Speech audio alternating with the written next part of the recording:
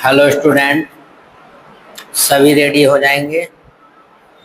हमारी आज की समीक्षा है भगवा आतंक की फर्जी कहानी। अगले 10 सेकंड में आपका मैटर शुरू हो जाएगा। Ready start. आतंकवाद के एक और चर्चित मामले में अदालत ने यह पाया कि जांच एजेंसी ने जिन्हें कटघरे में खड़ा किया और जो लंबे समय तक जेल में रहे, वे संदेह का लाभ पाने के हकदार हैं। इस बार ऐसा मालेगांव विस्फोट कांड में एनआईए की विशेष अदालत ने पाया। उसने यह कहते हुए सभी 7 अभियुक्तों को बरी कर दिया कि अभियोजन आरोप साबित नहीं कर सका। 2008 की इस घटना में 6 की मौत हुई थी और 100 के करीब लोग घायल हुए थे। चंद दिनों पहले बंबई उच्च न्यायालय ने आतंकवाद की बेहद गंभीर और बहुत बड़ी घटना मुंबई ट्रेन विस्फोट कांड की सुनवाई करते हुए सभी 12 दोषियों को बरी कर दिया था। इन्हें एक समय महाराष्ट्र अपराध नियंत्रण अधिनियम यानी मकोका की विशेष अदालत ने दोषी पाया था। इस फैसले से देश अवाक रह गया था, क्योंकि इस भीषण आतंकी घटना में 180 से अधिक लोग मारे गए थे और 800 से ज्यादा घायल हुए थे। यह ठीक है कि सुप्रीम कोर्ट ने बॉम्बे हाई कोर्ट के फैसले पर रोक लगा दी, लेकिन प्रश्न यह है कि आखिर अपने देश में आतंकवाद के गंभीर मामलों की जांच और उनकी सुनवाई में हो क्या रहा है।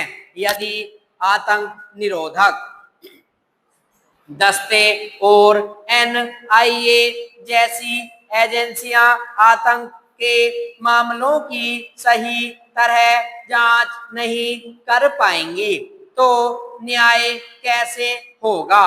Question mark change.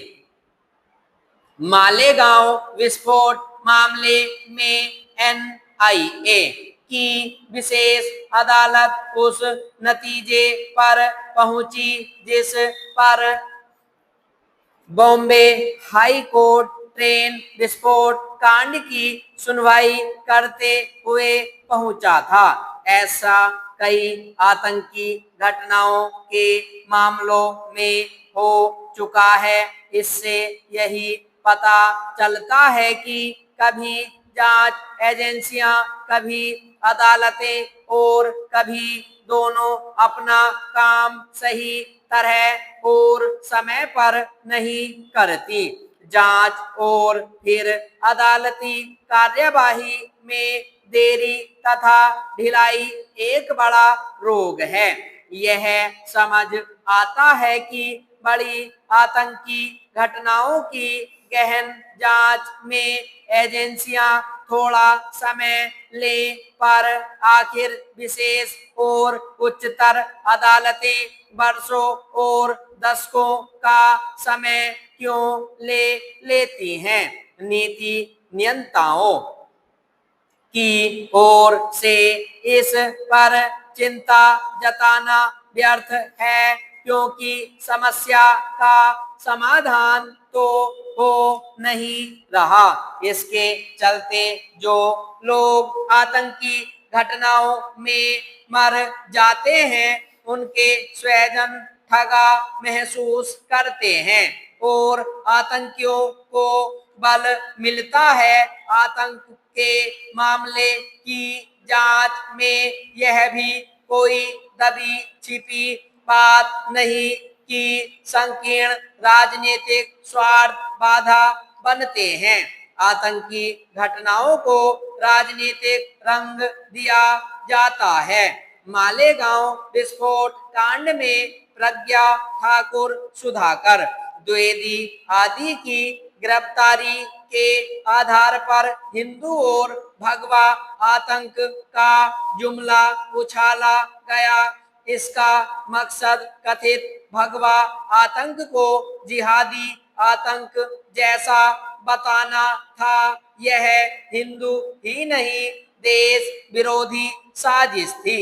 इसका लाभ पाकिस्तान को मिला क्योंकि कांग्रेस के कई नेताओं ने समझौता एक्सप्रेस कांड पर भी एजेंसियों के सहारे भगवा आतंक की फर्जी कहानी गढ़ी।